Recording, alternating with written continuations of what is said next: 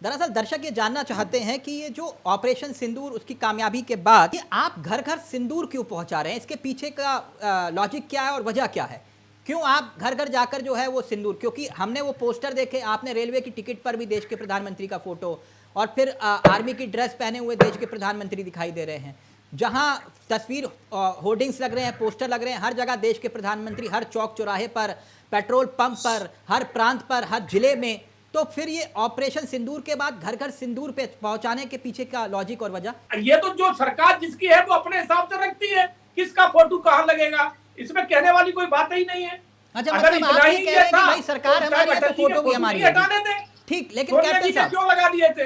Captain साहब ठीक है, आपने कहा कि भाई सरकार हमारी है तो फोटो भी हमारी लगेगी, ठीक है, बिल्कुल सही बात है आपकी, लेकिन ये घर घर सिंदूर पहुंचाने के पीछे का लॉजिक क्या है?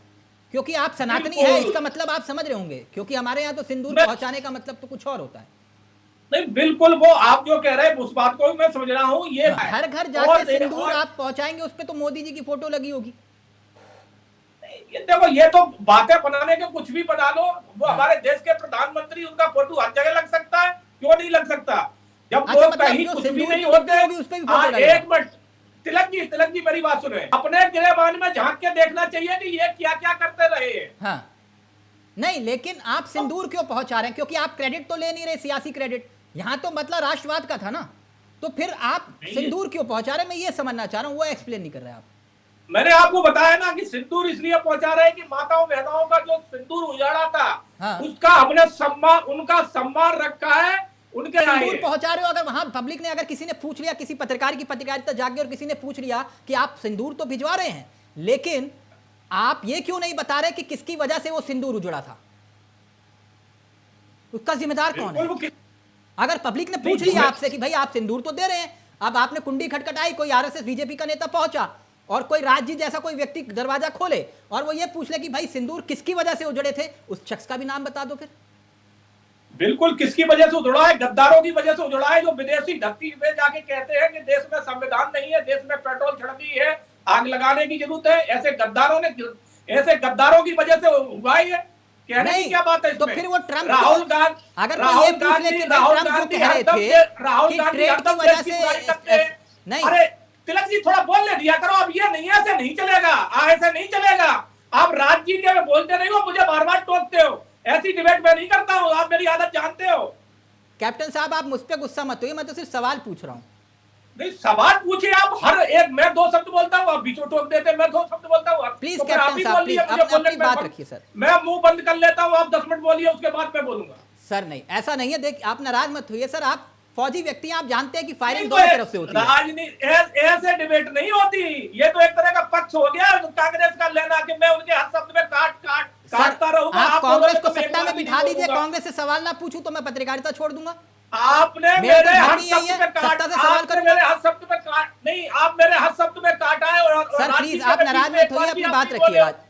नहीं, ये नहीं चलेगा कैप्टन साहब, आप अपनी बात रखिए, मैं आपसे दरख्वास्त कर रहा हूं। मैं भी पत्रकारिता में आज का नहीं हूं, मेरे को आज 12 साल हो गए पत्रकारिता में, तो एक एक बात को मैं समझता हूं कि कहां किसका पक्ष कैसे लिया जाता है। तो प्लीज आप अपनी बात रखिए, मैं आपको पूरा वक्त दूंगा सर, प्लीज।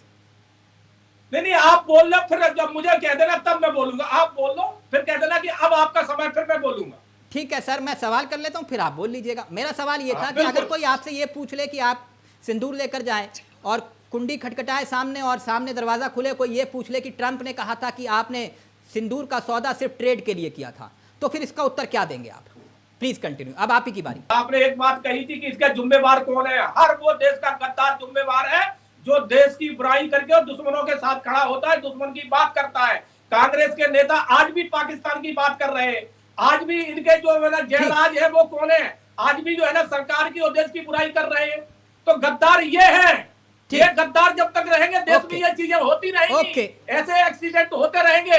अगर देश में ऐसे एक्सीडेंट खत्म करना है तो ऐसे गद्दारों को खत्म करना पड़ेगा, ऐसी गद्दारों की पार्टी को खत्म करना पड़ेगा। ठीक है, अब राज जी उत्तर देंगे इस बात का। जो बात कुल मिलाकर कैप्टन साहब ने कही कि आप लोग देश के गद्दार हो जिस वजह से ये पाकिस्तान हमला करता है, यानी कि राज जी यू आर गद्दार नंबर 1।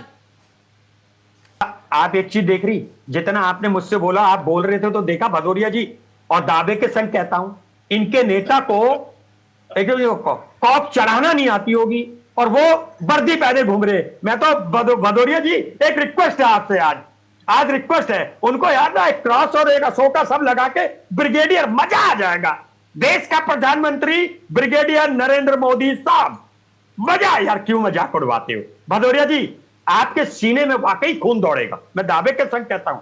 और एक और चीज, बात सिंदूर की बात आ जाए भदौरिया जी, सिंदूर एक आस्था का विषय है, ये फैशन का विषय नहीं है कि मैं हरिद्वार जाऊं, कहीं जाऊं और मैं कह दूं दोस्त मैं सिंदूर ला रहा हूं और घर पे दे दूं भाभी जी को देना, नहीं चलेगा। ये बड़ी गलत बात। आप राजनीतिक पार्टी इलेक्शन जीते निकले, बहुत से हथकंडे अपनाते हैं, लेकिन इससे देश की बेइज्जती विश्व में हो रही है। एक मिनट कैप्टन साहब अपनी बात रखेंगे। कैप्टन साहब देखिए, मैंने उनको भी टोका, आप नाराज मत होइएगा। आपने वहां सीज फायर करवा दिया, आप मुझसे सीज फायर करवा रहे हैं, है ना? ऐसा मत करो कैप्टन साहब, आप तो समझते हो सीज फायर का मतलब क्या है। वैसे ही सवाल गुम हो जाते हैं और फिर आप नाराज भी हो जाते हैं। कोई बात नहीं कैप्टन साहब, आपने ये कहा कि ऑपरेशन सिंदूर की कामयाबी, लेकिन आपके एक बीजेपी नेता हैं, ये लेटेस्ट वाला है, ये नया वाला है। बीजेपी के नेता पता क्या बोल रहे हैं कैप्टन साहब, आपका खून खौल सकता है क्योंकि आप भी एक फौजी हैं। एयरफोर्स नालायक है, मतलब सारी हदें पार कर दी। इनका नाम है ये नए वाले हैं, ये वो मैं विजय शाह या फिर वो जांगड़ा साहब की बात नहीं कर रहा जिन्होंने सेना को ही नतमस्तक कर दिया था देश के प्रधानमंत्री के पैरों पर। ये नए वाले हैं, इन्होंने सेना का अपमान करते हुए कहा है कि एयरफोर्स नालायक है क्योंकि जब पाकिस्तान हमला कर रहा था तो ये लोग सो रहे थे। आपका खून खोला क्यों कैप्टन साहब? तिलक जी मैं आपको एक बहुत अच्छी बात बताना चाहूंगा कि भांत भांत के लोग होते हैं, भांत भांत की सोच होती है। तो जिस क्या बोलता है अब ऐसा, तो देश के जो है ना सबसे बड़े नेता विपक्ष के राहुल गांधी है, विपक्ष के। राहुल गांधी पे सवाल नहीं था कैप्टन साहब, सवाल मेरा ये था कि आप तो खुद फौजी है ना, आपका खून खोला क्यों? सुनिए सुन के बीजेपी और कांग्रेस सब अपनी जगह, लेकिन आप हैं तो एक फौजी ना, आपके अंदर खून, रगों में खून तो वही है ना सर, जोश वाला। तो ये गुस्सा आया कि नहीं आया कि अगर एयरफोर्स को अगर इस तरह से बोला जा रहा है, वो भी बीजेपी नेता कह रहा है? बीच में थोड़ा कम बोले, बीच में कम बोले। मैं तो ऐसे नेताओं को ये कहता हूं वो नेतागिरी के योग्य है ही नहीं, चाहे वो हमारा हो चाहे पराया हो। बिल्कुल जो इस तरह की सोच रखता है उसको राजनीति में रहने का कोई अधिकार नहीं है। अच्छा कैप्टन साहब, आप बहुत अच्छी बात कह रहे हैं। मैं तो ये कह रहा हूं कि अब तक जो बात कोई बीजेपी नेता नहीं बोल पाया, आप इस मंच से बोल दें। आप क्योंकि आपके अंदर एक फौजी वाला खून है, मैं इसलिए जिक्र बार बार कर रहा हूं कि भाई चाहे वो विजय शाह हो, चाहे जगदीश देवड़ा हो, चाहे वो जांगड़ा साहब हो, चाहे वो कोई भी साहब हो, अगर किसी ने भी सेना का अपमान किया तो मैं कैप्टन भदौरिया अपनी पार्टी को बाद में, लेकिन पहले मैं इंसाफ करूंगा उस व्यक्ति का। बोल दीजिए सर। वो पक्ष का नेता हो या विपक्ष का, हाँ। वो राजनीति में रखने योग्य है ही नहीं। विजय शाह को निकाल दोगे आप? पार्टी से निकाल देना चाहिए, चाहे वो हमारे हो चाहे दूसरे के हो। तो विजय शाह तो आज भी आपकी आंखों का तारा बना हुआ है ना कैप्टन साहब? नहीं, हमारे यहाँ कोई उनकी जांच चल रही है, आप ये नहीं कह सकते तारा बने, उनकी जांच चल रही है। कौन सी जांच? जांच चल रही है तो जांच चल रही है तो जरूर उनके ऊपर कोई ना कोई एक्शन होगा।